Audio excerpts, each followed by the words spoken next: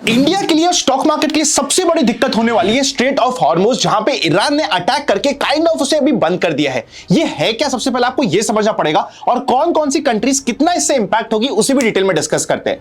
World की 20% of the oil supply इसी passage से आती है। ये 33 किलोमीटर का एक छोटा सा नैरो पैसेज है between Iran, UAE and Oman. 17 million barrels का फ्लो होता है यहां से, तो mainly UAE, Iran, Iraq, Saudi Arabia, even Oman, कतार और कुवैत की जितनी भी सप्लाई आती है उसका मेजर पोर्शन यहीं से आता है। अब अगर कंट्रीज की बात करें जो इंपैक्ट होगी, तो सबसे पहले इंडिया 85% ऑफ द ऑयल आज के दिन इंपोर्ट करता है, जिसमें से 65% इसी पैसेज में से आता है।